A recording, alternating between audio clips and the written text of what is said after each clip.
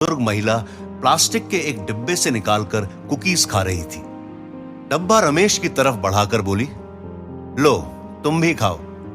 रमेश ने जवाब दिया, नो थैंक यू मैम। उस बुजुर्ग महिला ने जोर डालते हुए कहा, अरे खाकर देखो, होममेड हैं, मेरी बेटी ने बनाए हैं, उसे कुकिंग का बहुत शौक है। रमेश ने एक ले लिया, खाकर बोला, सचमुच बहुत टेस्टी है। बुजुर्ग महिला ने कहा, अच्छा हुआ तुम सीट बदलकर यहां आ गए, वरना वो लड़का टी टी करके मेरा सर खा जाता। रमेश हल्के से मुस्कुरा दिया। वो मन ही मन सोच रहा था कि सीट बदलकर फायदा तो उसे भी हुआ है, वरना पप्पू दुबे ने अपने सवालों से उसे पका दिया होता। बुजुर्ग महिला ने अपना डब्बा बंद करके बैग में रख दिया। तभी उनके फोन की घंटी बजी। उन्होंने कुछ देर बात करने के बाद कंडक्टर को बुलाकर पूछा, भैया बस कहां तक पहुंची है, कितने बजे तक लखनऊ पहुंचेंगे? कंडक्टर ने बताया कि आधा घंटा पहले आगरा क्रॉस कर चुके हैं, 12 सवा 12 तक बस लखनऊ पहुंच जाएगी। बुजुर्ग महिला ने फोन के दूसरी तरफ वाले व्यक्ति को बता दिया। फोन अपने पर्स में रखकर रमेश से बोली, बेटे का था, बस अड्डे पर आएगा लेने, इसलिए पूछ रहा था। 2 महीने बाद बेटी के घर से लौट रही हूं। रमेश फिर मुस्कुरा दिया। बुजुर्ग महिला ने पूछा, क्या समय हुआ होगा? रमेश ने अपनी जेब से मोबाइल निकालकर वक्त देखा। 9:17 हुए हैं। सोचती हूं कुछ देर सो लूं, पर अगर मैं ना जागूं तो लखनऊ पहुंचकर जगा देना। बुजुर्ग महिला ने स्लीप मास्क लगाया और सोने की कोशिश करने लगी। रमेश ने गौर किया, बस में सन्नाटा था। वो फिर खिड़की के बाहर देखने लगा। बस में बैठे हुए एक बार फिर से वो अतीत में चला गया। 9th क्लास के अंत तक पहुंचते पहुंचते रमेश पूरी तरह से वंदना के प्यार में डूब चुका था, पर अभी तक उसकी उससे बात भी नहीं हुई थी। स्कूल भले ही कोएड हो, पर लड़कियों के अभिभावकों के आदेश पर एक क्लास में बैठाने के बावजूद टीचर्स इस बात का ख्याल रखते थे कि लड़के लड़कियों से बात करने या घुलने मिलने की कोशिश ना करें। वंदना उसके ही गांव की थी। स्कूल के बाद वो 2 लड़कियों के साथ पैदल ही घर जाती थी। रास्ते में एक जगह कच्ची सड़क उन लड़कियों के घर की ओर मुड़ जाती थी। वंदना उसी सड़क पर सीधे अपने घर की तरफ जाती थी। रमेश साइकिल से स्कूल जाता था। उसका भी वही रास्ता था जो वंदना का था। बस सीधी सड़क पर कुछ आगे जाने पर एक मोड़ रमेश के घर के लिए मुड़ता था। वंदना उस मोड़ के आगे जाकर रहती थी। स्कूल से निकलकर रमेश कुछ दूर जाकर रुक जाता था। वहां खड़ा होकर वंदना और उसकी सहेलियों के आने की राह देखता था। जब वो उससे आगे निकल जाती थीं, तो उनसे एक दूरी बनाकर पैदल साइकिल घसीटते हुए चलता था। वहां पहुंचकर जहां से उसे अपने घर के लिए मुड़ना होता था, वो फिर से साइकिल पर चढ़ जाता था। रोज रोज वो ऐसा इसलिए करता था कि शायद किसी दिन 10 मिनट के उस रास्ते पर जहां केवल वो और वंदना होते थे, वो उससे बात कर सके। पर उसकी हिम्मत हमेशा जवाब दे जाती थी। बस कुछ ही दिन बचे थे 9th क्लास के फाइनल इम्तिहान होने में। उस दिन रमेश ने तय कर लिया था कि वो आज किसी भी कीमत पर वंदना से बात करेगा। वंदना के पीछे साइकिल घसीटते हुए वो उस मोड़ पर आ गया जहां उसे अपने घर के लिए मुड़ना था। पर आज साइकिल पर चढ़कर घर जाने की बजाय वो वंदना के साथ आगे बढ़ गया। वो सोच ही रहा था कि वंदना को आवाज लगाकर रोके कि तभी वंदना चलते चलते अचानक रुक गई। रमेश उसके इस तरह रुक जाने से सकपका गया। वो भी अपनी जगह पर थम गया। वंदना का चेहरा तमतमाया हुआ था। गुस्से में बोली, क्या बात है? रोज देखती हूं कि तुम मेरा पीछा करते हो। रमेश घबरा गया, हकलाते हुए बोला, नहीं नहीं, मैं पीछा नहीं कर रहा हूं, वो मेरे और तुम्हारे घर का रास्ता एक ही है। वंदना उसी तरह गुस्से में बोली, तुम्हारे घर का मोड़ पीछे छूट गया है, रोज वहीं से मुड़ जाते हो। आज इतनी हिम्मत कि आगे तक चले आए? अरे नहीं, वो गलती से आ गया। देखो, मेरा पीछा करना छोड़ दो, वरना अपने बड़े भाई से कहकर पिटाई करवाऊंगी तुम्हारी। अपनी बात कहकर वंदना पैर पटकती हुई आगे बढ़ गई। रमेश कुछ क्षणों तक वहीं खड़ा रहा। जो हुआ था उससे उसकी हिम्मत टूट गई थी। निराश और परेशान उस दिन वो साइकिल घसीटते हुए ही घर गया। उस दिन के बाद से उसने तय कर लिया था कि वंदना को भुलाने की कोशिश करेगा। उसने अपनी सीट भी बदल ली, ऐसी जगह पर बैठने लगा जहां से वंदना पर नजर न पड़े। जैसे तैसे उसने 9th क्लास के इम्तिहान दिए। वो पास होकर 10th में पहुंच गया। घर वाले, टीचर्स, नाते रिश्तेदार सब यही बताते थे कि वो उसके जीवन का महत्वपूर्ण साल है। उसे बोर्ड की परीक्षा देनी है, अच्छा रिजल्ट लाना है। लेकिन उससे उलट रमेश को समझ नहीं आ रहा था कि उसका ये साल बीतेगा कैसे। अपनी लाख कोशिशों के बावजूद वो वंदना को दिल से नहीं निकाल पा रहा था। अचानक ही बस सड़क के किनारे रुक गई। बस रुकने से लोगों में हलचल सी उठी। एक दूसरे से सवाल करने लगे कि क्या बात है, बस क्यों रुक गई। रमेश के बगल में बैठी बुजुर्ग महिला भी जाग गई। स्लीप मास्क हटाकर बोली, लखनऊ पहुंच गए क्या? रमेश ने जवाब दिया, नहीं, पर पता नहीं क्यों बस रुक गई है। सब तरफ से क्या हुआ सवाल सुनकर कंडक्टर ने बताया, वो आगे की सीट पर एक सज्जन बैठे हैं, उनके बच्चे को अचानक उल्टी महसूस होने लगी है, उन्होंने रुकवाई है बस। कारण जानकर लोग शांत हो गए। एक आदमी ने कहा, अब बस रुकी ही है तो मैं भी निपटाऊं, जरा रुक जाना। भाई साहब जरा जल्दी करिएगा, यहां ज्यादा देर नहीं रुकना है। वो आदमी उतरा तो उसके साथ दूसरे सज्जन भी बस से नीचे उतर गए। करीब 10 मिनट के बाद बस फिर से आगे बढ़ी। बुजुर्ग महिला ने रमेश से कहा, अब तो 11 बज रहे होंगे। रमेश ने फिर एक बार मोबाइल में देखा, 10:42 हुए थे। उन बुजुर्ग महिला ने एक बार फिर से स्लीप मास्क पहन लिया। रमेश ने 1 महीने की छुट्टी ली थी, पर उसे मालूम नहीं था कि कितना समय लग सकता है। वो बस एक बात जानता था कि वंदना किसी मुसीबत में है। उसने तय कर लिया था कि चाहे जो हो जाए वो वंदना को तलाश करके ही रहेगा। अभी तो उसे गांव पहुंचकर सारा मामला समझना था। 1.5 साल ही हुए थे वंदना और रघुनाथ की शादी को। फिर ऐसा क्या हो गया कि वंदना अपनी ससुराल छोड़कर चली गई? ऐसा भी नहीं था कि वंदना की शादी उसकी मर्जी के बिना हुई थी। उसने अपनी इच्छा से रघुनाथ के साथ अपने रिश्ते के लिए हामी भरी थी।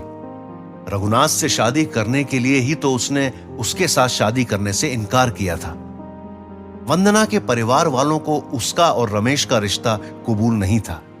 रमेश ने समझाने की कोशिश की थी कि अगर वंदना हिम्मत करे तो दोनों शादी कर लेते हैं। उसके माता पिता को वो मना लेगा, लेकिन वंदना ने साफ इनकार कर दिया था। उसका कहना था कि वो अपने परिवार के खिलाफ नहीं जा सकती है। जो रिश्ता उसके परिवार वालों ने तय किया है वो उसे मंजूर है। उसने कहा था कि वैसे भी बीएसएफ जवान की जिंदगी का क्या भरोसा। वंदना के इनकार के बाद वो अपनी ड्यूटी पर चला गया था, लेकिन उसे पता चला था कि वंदना की शादी उसके घर वालों ने बड़ी धूमधाम से की थी। अब उसे लग रहा था कि उसे वापस जाने की बजाय शादी के लिए अड़ जाना चाहिए था। बस लखनऊ पहुंच गई। सब उतरने लगे। रमेश ने अपनी पास बैठी बुजुर्ग महिला को बस से उतरने में मदद की। उन्होंने उसे आशीर्वाद दिया कि सदा खुश रहे। रमेश अपने दोस्त के घर के लिए ऑटो कर ही रहा था, तभी पप्पू ने आवाज दी, सिन्हा साहब, आप तो दूसरी जगह जाकर बैठ गए। लगता है वो माताजी पहचान की थी, आपने बस से उतरने में उनकी मदद की। रमेश ने ऑटो में बैठते हुए जवाब दिया, हां, थोड़ी जान पहचान थी उनके साथ। उसने ऑटो वाले को बढ़ने का इशारा किया। ऑटो अपनी मंजिल की ओर बढ़ गया। रमेश की छोटी बहन रजनी छत पर कपड़े डालने गई थी। उसने अपने भाई को आते देखा तो भागकर नीचे आई, आंगन पार कर दरवाजा खोला और बाहर निकल गई। रजनी की इस हरकत पर उसकी मां ने डांटते हुए कहा, अरे कहां भागी जा रही है इस तरह? वो खुद दरवाजे पर यह देखने के लिए गईं कि माजरा क्या है। उन्होंने रजनी को अपने बड़े भाई के साथ आते देखा तो खुशी से चिल्लाईं, रज्जो के पापा, देखिए रमेश आया है। तब तक रमेश भागकर उनके पास पहुंच गया था। उसने अपनी मां के पैर छुए, उन्हें गले लगाकर पूछा, कैसी हो अम्मा? रमेश के पिता शिवदयाल और उसका छोटा भाई महेश भी दरवाजे पर आ गए थे। रमेश ने अपने पिता के भी पैर छुए। महेश ने अपने बड़े भाई के पैर छूकर कहा, अरे वाह भैया, अचानक आ गए? रमेश भीतर आकर आंगन में पड़ी चारपाई पर बैठ गया। उसके पिता ने पूछा, ऐसे अचानक? कोई खास वजह है? रमेश जानता था कि घरवाले उसके इस तरह अचानक आ जाने पर सवाल करेंगे, पर वो अभी उन्हें सही बात नहीं बता सकता था, नहीं तो सब परेशान हो जाते। कुछ दिनों की छुट्टियों पर आया हूं। बहुत दिन हो गए थे, आप लोगों से मिलने की इच्छा थी। रमेश की मां प्रभा देवी के मन में एक आशंका थी कि उनका बेटा अचानक बिना किसी पूर्व सूचना के क्यों आया है, लेकिन अभी वो इस बात को शुरू नहीं करना चाहती थी। उन्होंने कहा, अच्छा किया कि तुम चले आए, हम भी तो तरस गए थे तुमसे मिले बिना। अब बाकी की बातें आराम से करना। वो रजनी को आवाज लगाने जा रही थी कि वो खुद ही अपने भाई के लिए पानी लेकर हाजिर हो गई। रमेश को पानी देकर बोली, मैं अभी चाय बनाकर लाती हूं, तुम बैठो अपने भाई के पास, हम जा रहे हैं। उठते हुए उन्होंने रमेश से कहा, इसे ही कहते हैं कि दिल से दिल की राह होती है। मैंने दाल पीस कर रखी थी मूंग के पकौड़े बनाने के लिए और तुम आ गए। मूंग दाल के पकौड़े रमेश को बहुत पसंद थे। वो खुश होकर बोला, वाह अम्मा, मजा आ गया। प्रभा देवी रसोई में चली गई। शिव दयाल भी उनके साथ ही चले गए। भीतर जाकर उन्होंने अपनी पत्नी से कहा, मुझे तो लगता है कि रमेश उसके लिए ही अचानक आया है, रज्जो के मुंह से निकल गया था। मुझे भी ऐसा ही लगता है, वंदना के बारे में सुनकर परेशान हो गया होगा। हां, पर क्या फायदा, वो कर क्या लेगा? उस लड़की ने अपनी मर्जी से वो रिश्ता चुना था, अब उसे भी नहीं निभा पाई। प्रभा देवी ने समझाते हुए कहा, परेशान न हुई, अभी आया है, जरा खा पीकर आराम कर ले, फिर बात करते हैं। शिवदयाल वापस रमेश के पास चले गए। प्रभा देवी ने पकौड़े तलने के लिए कढ़ाई चढ़ा दी। नाश्ता करते हुए रमेश को महसूस हो रहा था कि उसके पिता उससे कुछ बात करना चाहते हैं। वो जानता था कि उनके मन में क्या चल रहा है, बताना तो उसे भी था। वो जानता था कि जो काम वो करने की सोच रहा है उसके लिए उसे न जाने कहां कहां और कितने दिनों तक भटकना पड़ेगा, लेकिन वो ये भी समझता था कि उसके माता पिता को उसका निर्णय बेवकूफी भरा ही लगेगा। किसी को भी नहीं पता था कि वंदना कहां और क्यों चली गई। उसे खुद भी ये नहीं पता था कि वो शुरुआत कैसे करेगा। वो तो बस इतना जानता था कि उसे वंदना को तलाश कर यह साबित करना है कि वो वैसी नहीं है जैसा लोग सोच रहे हैं। यही उसका प्रायश्चित होगा। रमेश और वंदना की कहानी आगे किस तरफ मोड़ लेती है, ये जानने के लिए सुनिए कहानी का अगला। रमेश अपने दोस्त सतीश के घर जा रहा था। सतीश और उसकी पत्नी वाणी दोनों ही लखनऊ के एक स्कूल में टीचर थे, पर आज संडे था, इसलिए उसे उम्मीद थी कि दोनों घर पर ही मिलेंगे। इसलिए उसने फोन करके उन्हें यह नहीं बताया था कि वो गांव आया हुआ है। सतीश के घर का दरवाजा खटखटाने से पहले उसकी नजर दरवाजे पर लगी तख्ती पर पड़ी। तख्ती नई लग रही थी, उस पर 2 नाम लिखे थे, सतीश चंद्र त्रिपाठी, वाणी त्रिपाठी। रमेश को दरवाजे पर लगी तख्ती देखकर अच्छा लगा।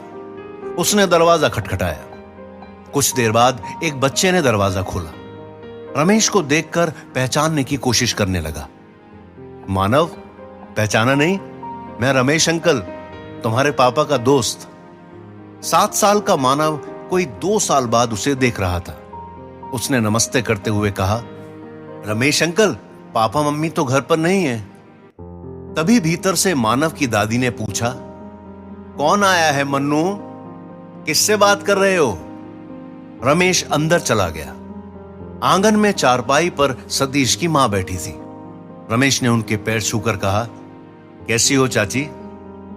चाची ने कुछ पलों तक उसके चेहरे को ध्यान से देखा, उसके बाद पहचान कर बोली, रमेश बेटा, तुम कब आए? आज सुबह ही आया चाची, रमेश ने कहा। मानव बता रहा था कि सतीश और भाभी घर पर नहीं हैं। हाँ, आज सैर सपाटे का दिन है, रोज तो नौकरी पर चले जाते हैं, छुट्टी वाले दिन सैर पर। ये बुढ़िया रह जाती है घर को और बच्चे को ताकने के लिए। रमेश चाची की आदत जानता था, उन्हें पीठ पीछे बुराई करने की आदत थी। उसने पूछा, चाची कब तक आएंगे दोनों? सिनेमा देखने गए हैं। फिर जबान भी बड़ी चटोरी है, चाट चूट कर शाम तक आ ही जाएंगे। रमेश कुछ नहीं बोला। वो जल्द से जल्द सतीश से मिलना चाहता था। चाची ने आगे कहा, सोचा था कि बेटे की शादी करूंगी तो कुछ सुख मिलेगा, पर भैया किस्मत ही खराब है। हम तो अपनी सास की सेवा करते रहे, पर हमारे नसीब ऐसे कहां, हमें तो उल्टा सेवा करनी पड़ रही है। रमेश जानता था कि चाची अपनी बहू वाणी से खुश नहीं रहती हैं। उसका कारण यह नहीं था कि वाणी उनका अनादर करती थी या उनकी देखभाल में कोई कमी रखती थी। रमेश जब भी वाणी से मिला, उसने पाया कि वो एक बहुत सुलझी हुई समझदार औरत है। चाची की नाराजगी तो बस इस बात को लेकर थी कि सतीश ने उनकी सुझाई लड़की की जगह वाणी से शादी कर ली थी। रमेश सोचकर आया था कि सतीश को लेकर उस जगह पर जाएगा जहां वो लोग बैठे आने वाले भविष्य की बातें किया करते थे। वहीं तो पहली बार उसने सतीश को बताया था कि वो उनके क्लास में पढ़ने वाली वंदना को मन ही मन चाहता है। सतीश को उस जगह ले जाकर उससे सारी बातें पूछना चाहता था, लेकिन सतीश तो शाम तक आने वाला था। उसने चाची से कहा, चाची चलता हूं, जरूरी काम है। उसने उठकर चाची के पैर छुए। चाची ने कहा, अरे बेटा, तुम्हें तो एक गिलास पानी भी नहीं पूछ पाई। क्या करूं, शरीर चलता ही नहीं अब, वरना तुम तो जानते हो पहले का समय होता तो बिना खाना खिलाए जाने न देती। जानता हूं चाची, बचपन बीता है आंगन में खेलते हुए, मैं क्या कोई मेहमान हूं। अच्छा बेटा, वापस जाने से पहले फिर आना। मानव रमेश को दरवाजे तक छोड़ने आया। रमेश ने कहा, बेटा जब पापा घर लौटाएं तो उनसे कहना कि रमेश अंकल आए थे, फोन कर लें। मानव ने उसे आश्वासन दिया कि वो अपने पापा को बता देगा। रमेश का मन अभी घर लौटने का नहीं कर रहा था। नाश्ता करते हुए शिवदयाल ने बात छेड़ी थी।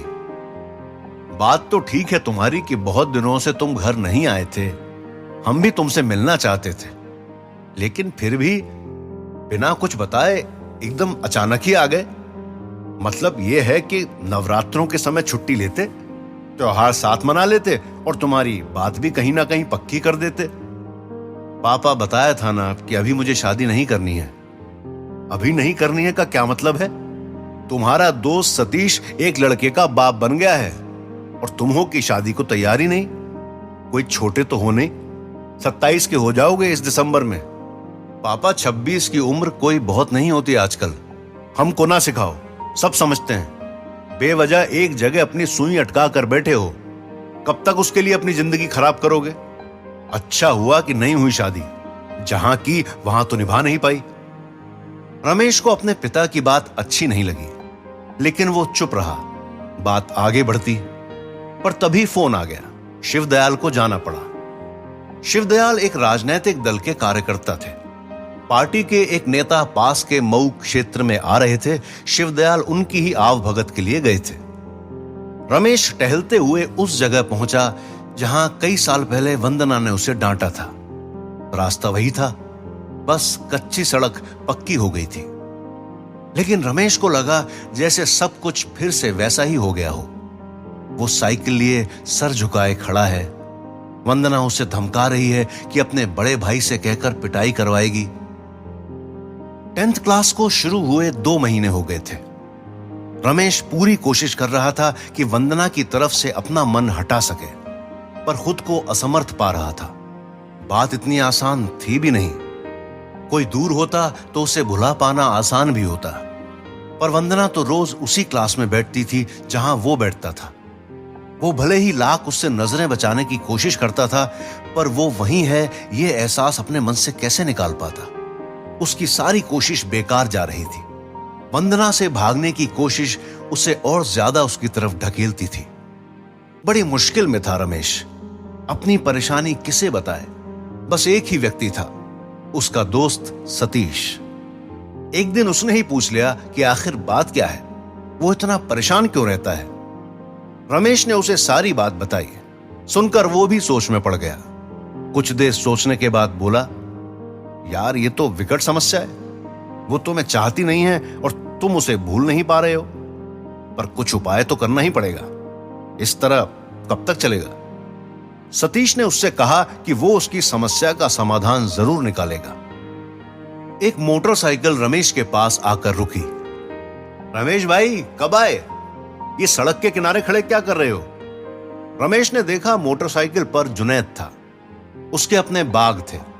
इसके अलावा वो दूसरों से भी आम खरीदकर देश के बड़े शहरों और विदेशों में सप्लाई करता था। जुनैद, कैसे हो? ठीक हूं भाई, तुम बताओ कैसे हो? मैं ठीक हूं, आज सुबह ही आया। चलो फुर्सत निकाल कर घर आना, अभी तो मैं काम से जा रहा था। जुनैद आगे बढ़ गया। रमेश ने टाइम देखने के लिए मोबाइल निकाला तो घर से 2 मिस्ड कॉल्स थीं। कल रात उसने अपना मोबाइल साइलेंट पर कर दिया था। उसे ध्यान ही नहीं रहा। अपने ख्यालों में खोए हुए उसे कुछ समझ भी नहीं आया। रमेश ने कॉल किया तो रजनी ने कहा कि अम्मा घर बुला रही हैं। प्रभा देवी चिंतित सी रमेश के सामने बैठी थी। वो समझ नहीं पा रही थी कि अपने बेटे को कैसे समझाएं। वो बोली, अब हम क्या समझाएं तुमको? पढ़े लिखे होकर नादानों जैसी बातें कर रहे हो तुम। हमें बताओ, कहां ढूंढने जाओगे उसे? फिर तुम क्यों ढूंढोगे उसे? उसका पति है, घर वाले हैं, ढूंढना है तो वो ढूंढे। तुम्हारा क्या रिश्ता है उसके साथ? अम्मा, तुम तो जानती हो। उसकी बात बीच में ही काटकर प्रभा देवी बोली, हाँ, हम जानते हैं कि तुम उससे प्यार करते थे। करते थे नहीं अम्मा, करते हैं। प्रभा देवी कुछ क्षणों तक रमेश के चेहरे को देखती रही, फिर कुछ गुस्से में बोली, पर उसे तो तुमसे कोई प्यार व्यार नहीं था। तुम्हारे संग शादी से मना करके ही उससे शादी की थी। अब उसके पास से भी ना जाने कहां चली गई। वो भागी नहीं है अम्मा, जरूर किसी मुसीबत में है। जो भी हो, उसकी चिंता करने वाले हैं, वो सोचें। प्रभा देवी अपने बेटे के दर्द को समझती थी, पर वो नहीं चाहती थी कि अपने पागलपन में वो इधर उधर भटके। उन्होंने कहा, तुम इस तरह अचानक आ गए, इससे हमें और तुम्हारे पापा को लगा था कि तुम वंदना के बारे में जानकर ही यहां आए हो, पर तुम तो उसे ढूंढने जाने का फितूर पाले हुए हो। हम कह रहे हैं कि उसे ढूंढकर क्या करोगे? उससे ब्याह तो कर नहीं सकते। फिर अगर वो अपनी मर्जी से किसी के साथ गई है तो तुम्हारे साथ क्यों आएगी? हमें उससे ब्याह नहीं करना है अम्मा, पर हमने उसे दिल की गहराई से चाहा था। उसे अच्छी तरह से जानते हैं हम। जो भी हो, वो चोरी छिपे किसी के साथ नहीं भागेगी। वो जरूर किसी मुसीबत में है। अब तुम मुसीबत में फंसना चाहते हो? इतना ही है तो पुलिस में रिपोर्ट करा दो, वो ढूंढ लेंगे। रमेश अभी अपनी अम्मा से और बहस नहीं कर सकता था। वो छत वाले कमरे में चला गया। कभी ये कमरा उसका हुआ करता था। इस समय उसका भाई महेश वहां बैठा पढ़ रहा था। रमेश उसके पास जाकर बैठ गया। पढ़ाई कैसी चल रही है? अच्छी चल रही है। मन लगाकर पढ़ो। इस बार 10वीं क्लास है, अच्छा रिजल्ट आना चाहिए। हाँ भैया, मैं बहुत मन लगाकर पढ़ रहा हूं। मुझे भी आपकी तरह बीएसएफ ज्वाइन करनी है। रमेश ने उसकी पीठ थपथपाई, फिर छत की मुंडेर पर जाकर बैठ गया।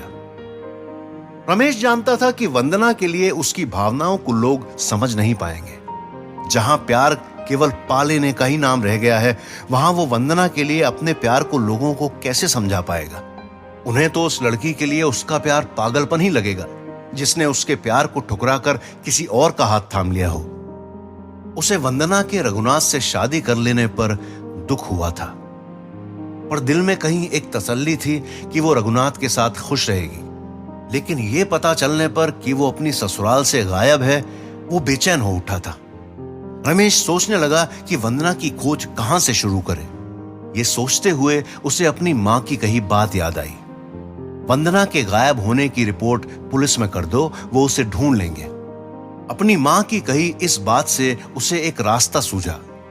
वो पुलिस स्टेशन जाकर पता करेगा कि क्या वंदना के गायब होने की कोई रिपोर्ट लिखाई गई है। अगर रिपोर्ट लिखाई गई होगी तो हो सकता है कि अब तक पुलिस की जांच में कुछ सामने आया हो। वो पुलिस स्टेशन जाने के लिए निकलने की सोच ही रहा था, तभी रजनी आ गई। उसने बताया कि अम्मा ने कहलवाया है कि कुछ देर में खाना लगा रही हैं, नीचे आ जाएं। रमेश ने तय कर लिया कि खाना खाकर वो पुलिस स्टेशन जाकर पता करेगा। रजनी उसके पास आकर बैठ गई। रमेश ने उससे पूछा, बीए का ये आखिरी साल है, उसके बाद क्या करने का इरादा है?